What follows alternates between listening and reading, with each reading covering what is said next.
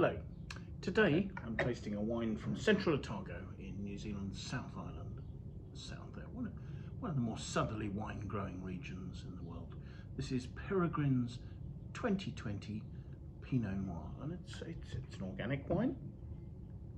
Peregrine was founded in 1998 by the McLaughlin family, and so I suppose for the region, for Central Otago, probably one of the sort of second wave of estates being established. I mean, some of the really early pioneers set up their wineries, much to everybody's surprise, in the 1970s. So there were small wineries established back in 1998 when the McLaughlins started this enterprise. Today, Peregrine are entirely organic, and they combine livestock farming with grape growing. So they have beef cattle, they have sheep, and they have chickens, and that enables them to avoid using any kind of chemical fertilizer, because they're mixing grape pomace, the remains of the grapes after fermentation, with manure, and allowing that to, I guess, ferment for a bit. So they have a good supply of organic fertilizer, let's put it that way. The estate comprises vineyards in Bendigo, which is where their principal estate is, in Pisa, and I believe there are some vineyards around the winery in the Gibbston Valley. So the Gibbston Valley is the coolest of those areas, and then you have Pisa, and then the warmest area is Bendigo. Bendigo, surprisingly, I mean, it's a warm area during the growing season, because Central Otago has a continental climate, so it's very cold in the winter and low summer rainfall as well. So Bendigo, as I say, surprisingly, about 350 metres above sea level, so cooling influence there of altitude, and the hot summer temperatures give quite a rich, ripe style to the fruit. Now, this wine is just made with fruit from Bendigo and Pisa. There's no Gibbston Valley fruit in it at all, and that's a blend of 77% from Bendigo and 23% from Pisa. Now, they describe the fruit from Bendigo as coming from their estate, whereas from Pisa they just say vineyards in Pisa. So I do wonder whether some of the Pisa fruit might actually be bought from growers, but I've no proof of that. As I say, they're organic growers. They're certified by BioGrow for organic cultivation. In the winery, there's a fairly low input approach. The wines ferment in open-top fermenters. About half of the fruit is destemmed, the rest is left as whole bunches. I would guess that varies from year to year. And in the open-top fermenters, there's just a gentle pushing down of the cap back into the fermenting must and wine as the ferment progresses. 2020 was lovely vintage, but quite cool and dry at the beginning of the season, and thus the fruit and the bunches were both quite small.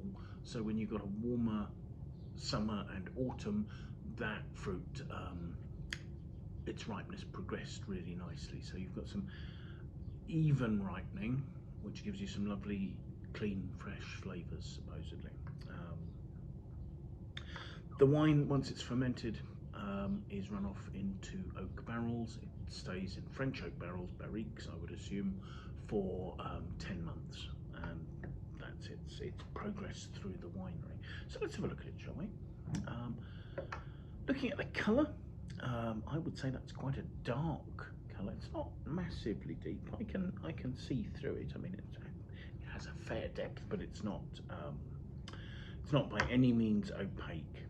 As I swirl the wine, it doesn't particularly form tears. There are a few starting there. It's only 13% alcohol, which is nice to see for a Pinot Noir, actually. So many of them are up at 14%, with people trying to get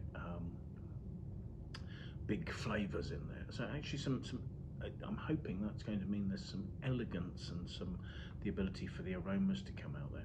And I guess that's an influence of the higher altitude climate there. So good sunshine ripening, but not necessarily over ripening the fruit. So the aromas itself.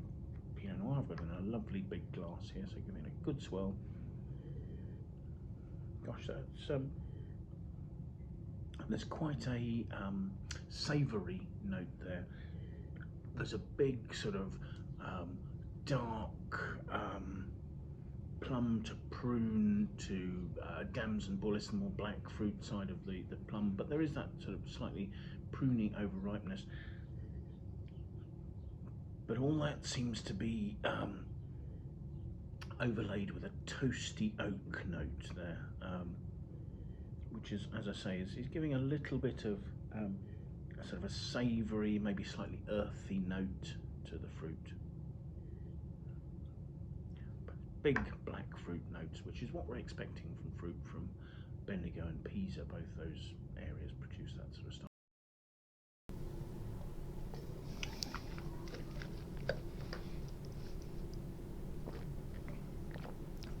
On the palate again, that's big, rich. People talk about the style of Otago Pinot Noirs as being black fruit. That certainly is, and that's black fruit with a fair grip. There's almost sort of licoricey notes to the end of this, but it's that sort of dams and bullis richness, maybe with a slightly velvety texture from the tannins. The acidity isn't necessarily piercing, but there is a lovely freshness around the edges to this, and again, I think the plummy notes, that's the acid freshness producing those sort of flavours there. There's a slightly drying note on the mid palate from the oak. I mean, I think this is still quite a young wine. Another couple of years should probably smooth that out, but at the same time, that's where it's getting sort of slightly bitter licorice as a note there. The wine is a medium to full bodied. It's quite rounded on the palate, but that's not alcohol, that's sort of richness of fruit and structure coming through there. So yeah, really quite a surprise there. On the you've got that sort of giving again that sort of damson note to the finish, and a nice length, not quite taking it out, it's not quite got the concentration to be licoricey on the finish, but has, you know, pretty good length. And actually, although I'm saying that the oak at the beginning of the wine is a little to the front of the mouth and is creating a savoury, slightly drying note, on the finish it's letting the fruit show itself, or the fruit is overcoming the oak. I don't know which way around that is, and the flavours are lasting really nicely. So that was Peregrine's 2020 Pinot Noir from Central Otago. Thank you very much for watching.